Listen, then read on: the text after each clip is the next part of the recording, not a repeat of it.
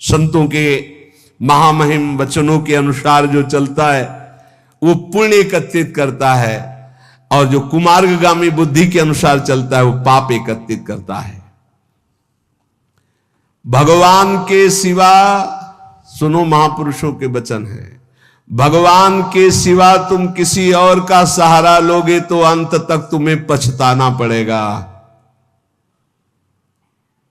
भगवान के सिवा किसी और का सहारा लोगे तो अंत तक तुम्हें पछताना पड़ेगा और नरक जैसा जीवन हो जाएगा, नरक जैसा जीवन।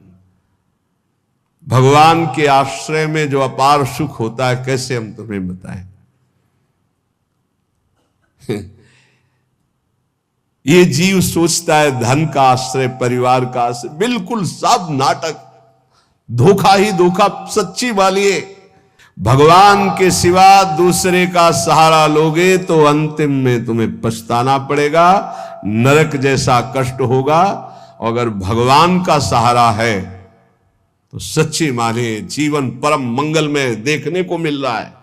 नारकी स्थिति से जीवन परम मंगल में देखने को मिल रहा है।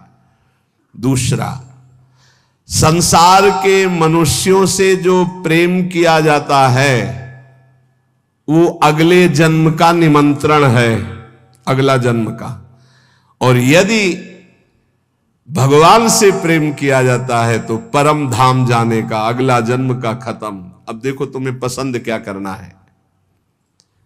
तीसरा, जिस शरीर में जितनी आसक्ति कर लोगे अगला वही जन्म उसी शरीर का मिलेगा। जैसे हिरण के शरीर में आसक्ति कर ली तो भरत जी हिरण बन गए, पुरंजन ने स्त्री में आसक्ति कर ली तो पुरंजनी बन के अगले जन्म में स्त्री बन करके जन्मा। इसलिए जिस शरीर से अधिक प्रेम कर, जो मकान से ज्यादा प्यार करता है वो छिपकली बनकर मकान में रेंगता है। ध्यान, जो जिससे अधिक प्यार, वो ऐसे योनि को प्राप्त। तुम योनि प्राप्त करने के लिए नहीं आए, तुम भगवान को प्राप्त करने के लिए मानव देह प्राप्त किया है। नाम जप करो, सच्चाई से नाम जप करो, तुम्हें खुद दिखाई देगा जो लिखा है। कोई किसी से प्यार नहीं करता, सिर्फ नाटक, सिर्फ नाटक प्यार का चल रहा, कोई प्यार।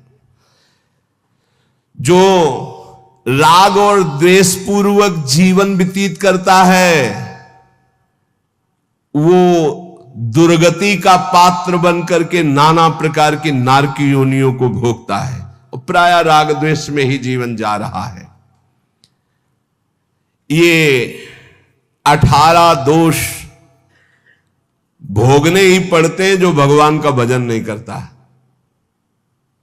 भूख, प्यास, बीमारी, बुढ़ापा, राग, द्वेष, मोह, निंदा, चिंता, भय, खेद, विषाद, जन्म, मरण, विस्मय, शोक, मंद, अरति, कहीं मन नहीं टिक रहा, घोर अशांत, डिप्रेशन में, अरति।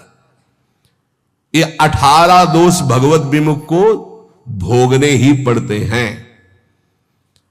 और यदि वो भगवान के आश्रित हो जाता है तो उसमें जैसे भूख है, प्यास है, बीमारी है, बुढ़ापा है, इन सब में भगवान का एक विशेष कृपा प्रसाद रहता है। देखो, बेटा और बहू की कथा सुन चुके। एक संत भगवान ने कभी शिष्य नहीं बनाए थे, श्रीधर बाबा।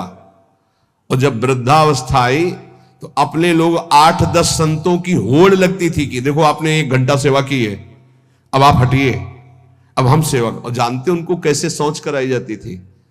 ऐसे टांग लिया जाता था 2 संत और ऐसे हाथ में कराई जाती थी। क्यों?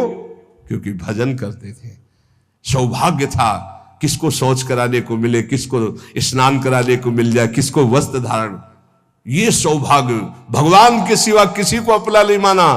तो ऐसे गोद में, संतों की गोद में उनकी सेवा होती थी। और अंतिम समय राधा राधा मुख से निकल रहा था, सब संत कीर्तन कर रहे थे और ऐसे पधारे, पूछो मत।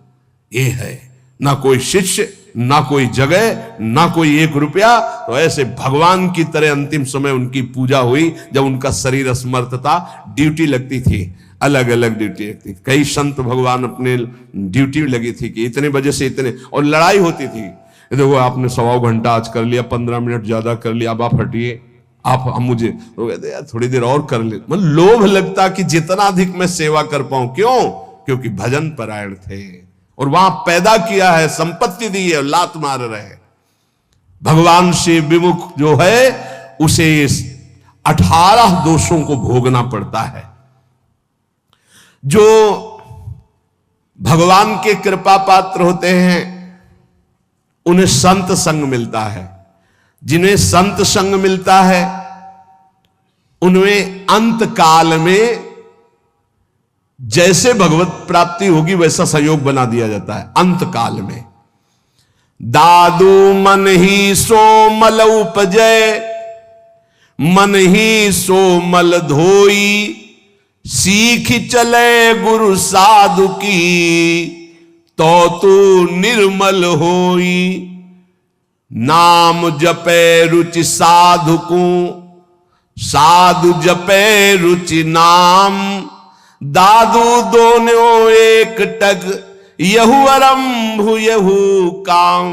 कह रहे मन गंदा हो गया है, अब मन ही निर्मल हो तब बात बनेगी। कैसे निर्मल हो? बोले गुरु का उपदेश, साधु का संग, ये साबुन है, बहुत जल्दी मन को निर्मल कर देता है। बोले जब नाम जपे तब रुचि साधु की, जब नाम जपो कहे तो संतों में तुम्हारी प्रीति हो जाएगी, और जब संत नाम देंगे तब भगवान में प्रीति हो जाएगी। ये नियम है, ये सिद्धांत। गुरुमुख के प्राप्त नाम से ही भगवत साक्षात्कार होता है। दादू हरि साधु यो पाइये, अविगत के आराध, साधु संगति हरि मिले, हरि संगत सुसाध। बोले जब हरि की कृपा होती तो साधु मिलते हैं, और जब साधु की कृपा होती है तो उस अविगत परमात्मा की आराधना शुरू होती है, तब वो हरि मिलते हैं। तो हरि की कृपा का फल साधु, और साधु की कृपा का फल हरि दर्शन। हरि जब अव्यक्त कृपा करते तब संत दर्शन मिलता है। अब मोहि भा भरोस हनुमंता, बिनु हरि कृपा मिले नहीं संता। तो मन भुवंग बहु विष भन्या, निर्विष क्यों न होई, दादू मिलिया गुरु गारुणी, तो निर्विष किया सोई। बोले ये मन बड़ा विष फैलाता है, काम क्रोध लोभ मोह मद मत्सर बड़ा विषयी बना दिया। तो बोले अब ये विष कैसे उतरे? बोले गुरु गारुणी, विष उतारने वाले गुरुदेव हैं। जो गुरुदेवों ने नाम मंत्र दिया है उसको जपो तो मन का सारा विष उतर जाएगा, निर्विकार मन हो जाएगा।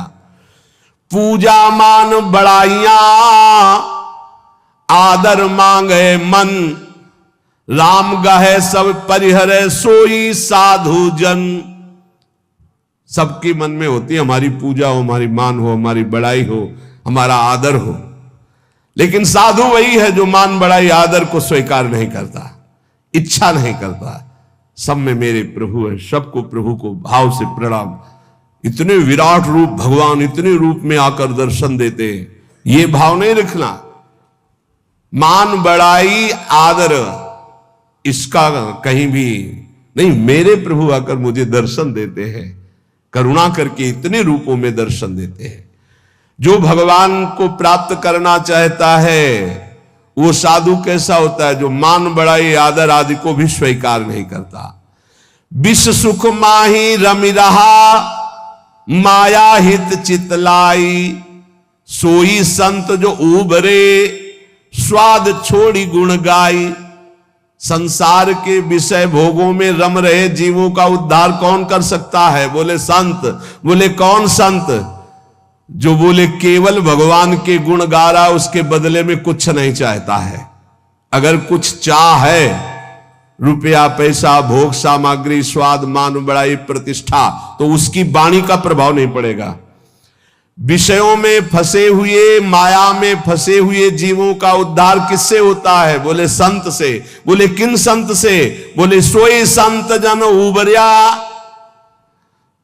जो स्वाद छोड़ी गुण गाई, स्वार्थ स्वाद इनको छोड़कर कोई भी चाह नहीं, केवल स्वांता सुखाए तुलसी रघुनाथ गाथा। बोले ऐसे संतों की वाणी से माया में फंसे हुए लोगों का उद्धार होता है। साधु मिले तब उपजे हृदय हरि को ध्यान, दादु संगति साधु की अभिगत पुरवै आन। बहुत शीघ्र परमात्मा प्राप्ति होती है ऐसे संत महात्मा के संग से, उनके बताए हुए ध्यान नाम गुण कीर्तन से बहुत जल्दी भगवत साक्षात्कार होता है। प्रेम कथा हरि की कहे करे भगत ल्यो लाई, पिबे पिबावे राम रस सोजन मिलवो आई। बोले बड़े संतों की पहचान क्या होती है? बोले जिनके पास बैठने से केवल भगवत चर्चा ही हो, हमारे आचरण सुधरे, हरि नाम में प्रीति हो, हरि चरणों में प्रीति हो, भक्ति का हृदय में प्रादुर्भाव हो, वो स्वयं भगवत रस पिए हुए हैं और वही भगवत रस हमें पिला सकते हैं। साहब सो सन्मुख रहे सत्संगति में आई, दादू साधु सब कहे सो निर्फल क्यों जाई। बोले साहब के सन्मुखता बनी रहेगी यदि संत संग रहेगा। साहब हरि के सन्मुख हो जाओगे, और सन्मुख होए जीव मोहि जब ही जन्म कोटि अगनासौ तबहि। करोड़ों जन्मों के पाप उस जीव के नष्ट हो जाते हैं जो भगवान श्री हरि की सन्मुखता प्राप्त कर लेता है। वो सन्मुखता साधु संग से प्राप्त होती। साधु संग कभी निष्फल नहीं हो सकता। अमोघश्च निर्वैरी सब जीव सो संत जना सोई, दादू एक आत्मा बैरी नाही कोई। संत वही, किसी भी संप्रदाय की मेड़ में नहीं था, पूरा विश्व विश्वंभर सब जगह भास, एक ही परमात्मा तत्व अनंत ब्रह्मांडों में है। फिर मृत्यु लोक की बात क्या? निर्वैरी सब जीव सो संत जना सोई। सब किसी से बैर नहीं, सब अपने हैं, सब अपनी आत्मा है। दादू एक आत्मा बैरी नाही कोई, काहे को दुख दीजिए घट घट आत्म राम, दादू सब संतोषिए यही साधु को काम। घट घट में हमारे प्रभु रमे हुए हैं, जो उसका साक्षात्कार कर लेता है वही भगवत प्राप्त होता है। कैसे साक्षात्कार होता है? एक अक्षर पीव का सोई सत कर जानी, हरि नाम सतगुरु कहा दादुर सो परवाणी। जो गुरुदेव ने अक्षर बोला बस उसी पकड़। ये बहुत जगह महापुरुषों से मिला है। गुरु द्वारा दिए गए नाम मंत्र का अद्भुत चमत्कार है, बस उसी में लग जाओ, जितना जपोगे उतने लाभ मिलेगा। दादू नी का नाम है, तीन लोक तरी जाए, रात दिवस रटिबो करे। रात दिन बड़े भाग्यशाली जिनको ये पता है कि जाना है मुझे, तो खूब अधिक धन कमा ले, नाम रूपी धन। राधा राधा राधा राधा वल्लभ राधा वल्लभ।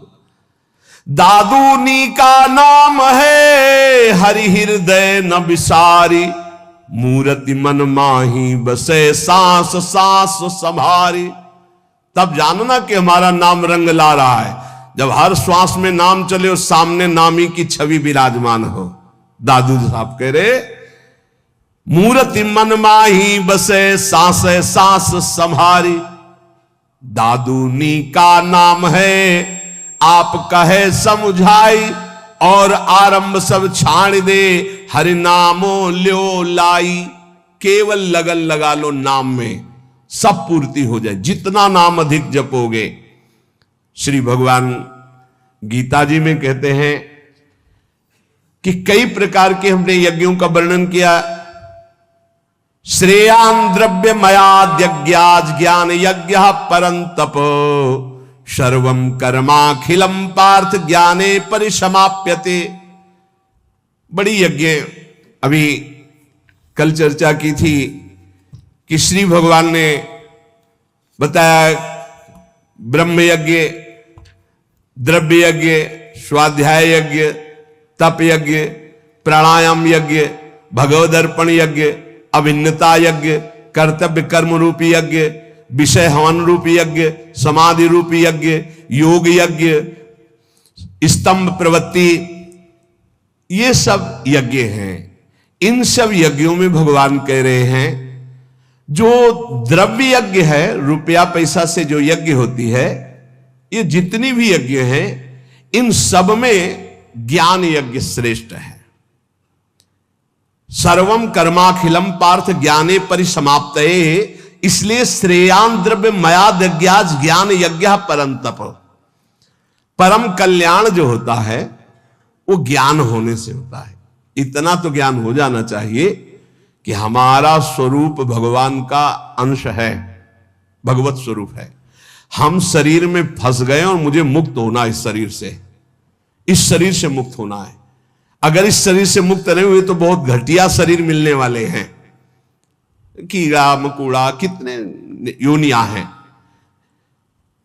जो रुपये से यज्ञ होती है उसमें महत्ता धन की होती है, इसलिए वो परम लाभ नहीं प्राप्त हो पाता द्रव्य यज्ञ के द्वारा। द्रव्य यज्ञ में सब पदार्थ आ जाते हैं यज्ञ के, क्योंकि वो सब अर्थ से प्राप्त होते हैं। एक द्रव्य यज्ञ करे 10 अश्वमेध यज्ञ, और एक बार श्री कृष्ण को भाव से प्रणाम कर ले तो 10 अश्वमेध यज्ञ करने वाला श्री कृष्ण को प्रणाम करने वाले की बराबरी नहीं कर सकता। अब आप विचार करो द्रव्य यज्ञ कितना छोटा है जिसको बहुत बड़ा माना जाता है। यहां भगवान कह रहे हैं द्रव्य यज्ञ से श्रेष्ठ है ज्ञान यज्ञ, क्योंकि सभी यज्ञ कर्मजन्य और कर्म करने वाले में यह रहता है कि मैंने ये किया। एक हमने देखा है यज्ञकर्ता को अभिमान रहित, अंदर के कितने विशुद्ध भाव होते हैं धार्मिक पुरुषों में। उनकी मैदा की कई फैक्ट्रियां थी। वो आते थे पूर्व गुरु आश्रम में, जब संन्यास मार्ग में थे, 10 गाड़ी उनके साथ होती थी। बहुत दूर से गाड़ी और पादुका उतार करके सबको वहीं रोक कर अकेले आते। उन्होंने जब यज्ञ कराई तो सब जो यज्ञ के, एक हाथ में टोकरी, एक हाथ में सोनी, जहां कोई खा पी के फिर हर सुविधाएं सब पवित्र वैदिक सिद्धांत से होना, और उनका काम केवल यही था झाड़ू और टोकरी ले। पूरे किलोमीटर में यज्ञ मंडप था, पूरी सब व्यवस्थाएं, और अकेले, किसी का चंदा नहीं, क्योंकि खूब अर्थ था, और वो स्वयं ये करते थे। जब कोई उनसे पूछता यज्ञ, कहीं भी कोई पोस्टर बैनर नहीं, और कोई पूछता यज्ञ कौन कराते, तो हमें तो पता नहीं, हम तो यहाँ दोना पत्तल फेंकने की सेवा मिली, बस वो जानते हैं। कोई नहीं जानता था यज्ञ कौन करा रहा। खूब आनंद मंग ऐसे कोई द्रव्य यज्ञ करने वाले बिरला होते हैं जो भगवत समर्पित होते हैं, पर उनको ज्ञान है इस बात का कि तो दियम वस्तु गोविंदम तो भ्यमेव समर्पे, देनहार कोई और है देत रहते दिन रैन, लोग भरम मोपे करे तासो नीचे नयन। ऐसे वो महान गृहस्थ में रहते हुए भी वो महान याज्ञिक थे, यज्ञ करने वाले। तो जब द्रव्य यज्ञ कराई जाती है तो उसमें कहीं ना कहीं अहम स्फुरित हो जाता। मैंने इतने करोड़ अर्पित किए, मैंने इतने लोगों को पाया, तो जीवन मुक्त होने के लिए वो पर्याप्त नहीं रह गया, क्योंकि अहम का लय होना चाहिए।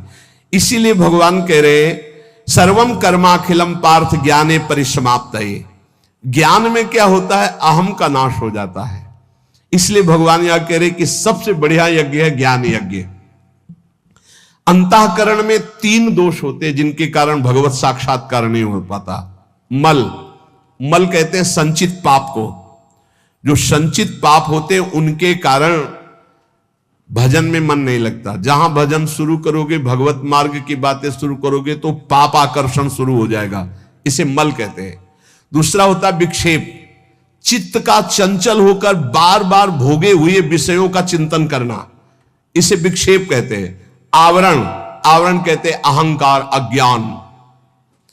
इन 3 के कारण जीव की भगवान में रुचि नहीं होती और भगवान की प्राप्ति में बाधा ये 3 पहुंचाते। मल, संचित पाप, विक्षेप, भोगों के प्रति चित्त का चंचल होना, आवरण, अहंकार, अज्ञान। जब हम कोई भी कर्म करते हैं तो उसमें ये आवरण ढक जाता है अहंकार, मैंने ये किया, और जहां ये हुआ मैंने ये किया तो उसका कल्याण नहीं हो पाता। ये खास बात है, उसका फल मिलेगा, उसे भगवत प्राप्ति नहीं हो पाएगी। अहंकार विमूढ़ात्मा कर्ता हमेति मन्यते, अहंकार में मूढ़ता बनी रहती है और ये रहता है कि मैंने ये किया, और जब मैंने ये किया तो अवश्य भोगना पड़ेगा, चाहे शुभ हो या अशुभ हो, भगवत प्राप्ति नहीं होगी। जब हमें किसी महापुरुष का आश्रय मिलता है, संत महात्मा का, और वो जब हमें उपदेश करते हैं, तब हमें समझ में आता है कि सारे कर्म भगवान के लिए करने हैं। हमारे पास जो शारीरिक बल, रुपया, पैसा, भोग सामग्री, सब श्री भगवान की, तो हम भगवत भाव से जब कर्म करके भगवान को समर्पित करने लगते हैं तो हमारे अंदर के दोष नष्ट होने लगते हैं, मल पहले नष्ट होगा, संचित पाप भस्म होंगे। अब हमको थोड़ा विवेक आने लगा कि जितने भोग भोगे उनमें कोई सुख तो है नहीं, तो बार बार चित्त जो भोगों की तरफ जा रहा था उसे वापस करने लगे, तो विक्षेप नष्ट होने लगा।